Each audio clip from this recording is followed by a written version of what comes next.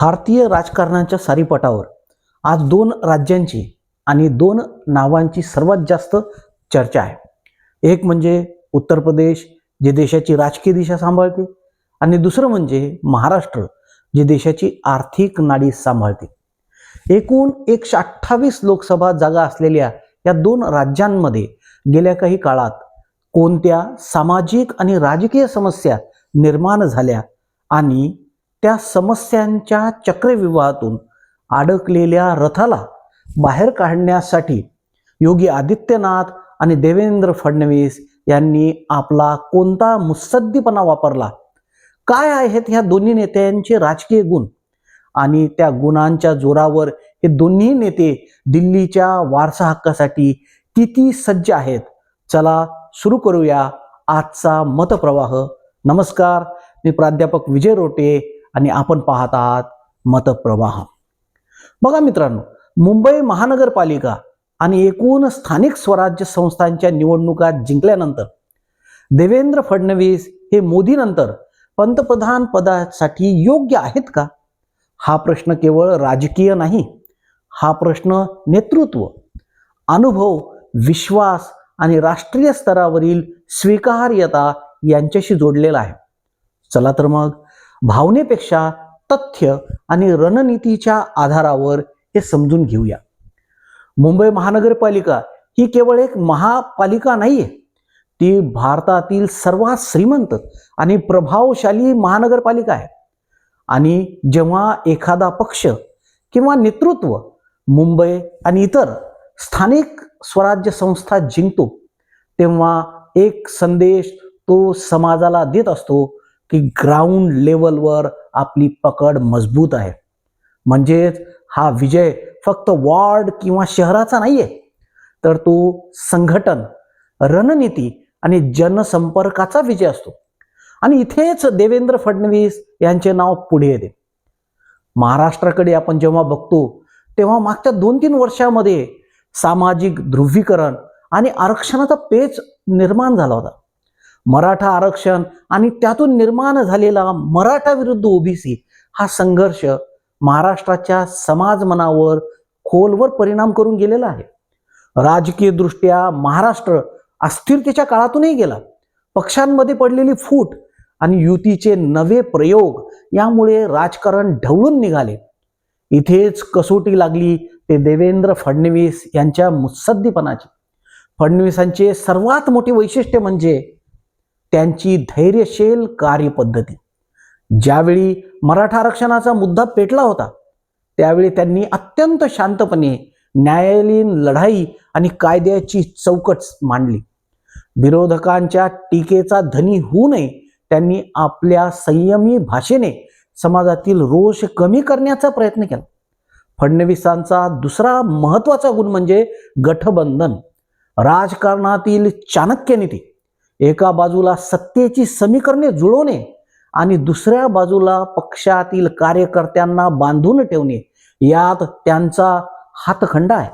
महाराष्ट्राच्या राजकारणातील comeback king म्हणून त्यांनी आपली प्रतिमा निर्माण केली आहे। कठीण सामाजिक काळातही त्यांनी राज्याची आर्थिक घडी विस्कटू दिली नाही, हे त्यांचे मोठे यश मानले जाते। बघा मित्रांनो, देशाच्या अर्थव्यवस्थेत महाराष्ट्राचा वाटा मोठा आहे। मुंबई म्हणजे फायनान्स, स्टॉक मार्केट, उद्योग, सेवा क्षेत्र आणि कर संकलनाचं केंद्र। आणि जर या आर्थिक इंजिनात एखादं नेतृत्व स्थैर्य आणि प्रशासनिक नियंत्रण दाखवत असेल, तर राष्ट्रीय स्तरावर त्याचा प्रभाव वाढतो। आपण दुसरी बाजू बघू। आता वळूया उत्तर प्रदेशकडे। एकेकाळी गुंडाराज आणि जातीपातीचे राजकारण ही यूपीची ओळख होती। सामाजिक स्तरावर गुन्हेगारी आणि धार्मिक तणाव हे तेथील सर्वात मोठे प्रश्न होते। पण 2017 नंतर योगी आदित्यनाथ यांनी राज्याचा संपूर्ण चेहरा मोहरा बदलण्यास सुरुवात केली। योगी आदित्यनाथ यांचा मुत्सद्दीपणाची चर्चा करताना झिरो टॉलरन्स हे 2 शब्द सर्वात महत्त्वाचे आहेत। त्यांनी गुन्हेगारी संपविण्यासाठी चक्क बुलडोझरला आपल्या प्रशासनाचे प्रतीक बनवले। ते केवळ गुन्हेगारी विरोधातले शस्त्र नव्हते, तर ते जनतेला दिलेल्या सुरक्षिततेची एक प्रतीक होतं. सामाजिक स्तरावर जातीच्या राजकारणात त्यांनी हिंदुत्वाच्या मोठ्या छत्राखाली सर्व लोकांना एकत्र आणण्याचा प्रयत्न केला. आज उत्तर प्रदेशात 20% कृषी उत्पादन होत आहे, देशाच्या 20%. तर दुसरीकडे एक्सप्रेसवेचे जाळे निर्माण केले जात आहे. योगीचा सर्वात मोठा राजकीय गुण म्हणजे त्यांची स्पष्ट वक्तेपणा आणि निर्णय क्षमता. कुठल्याही दबावाला न जुमानता घेतलेला कठोर निर्णय ही त्यांची ओळख बनली आहे. ती त्यांनी राष्ट्रीय स्तरावर एक मजबूत नेता म्हणून त्यांना उभी करते. मित्रांनो, जेव्हा आपण ह्या दोघांची तुलना करतो तेव्हा दोन वेगवेगळी मॉडेल्स डोळ्यासमोर येतात. फडणवीस हे आधुनिक विकासाचे आणि मुत्सद्दी संवादाचे मॉडेल आहे. त्यांनी महाराष्ट्राला परकीय गुंतवणुकीत देशात नंबर 1 नेलेला आहे. तर योगी आदित्यनाथ हे सांस्कृतिक पुनरुत्थान आणि कडक प्रशासनाचे एक मॉडेल आहे.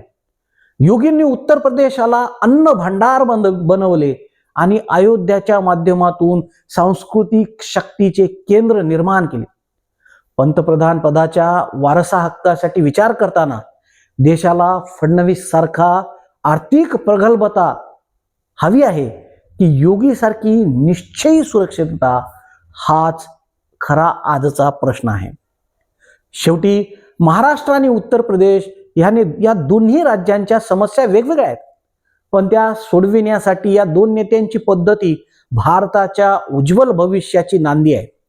लोकशाहीमध्ये मुत्सद्दीपणा आणि लोकप्रियता या एकाच नाण्याच्या दोन बाजू आहेत.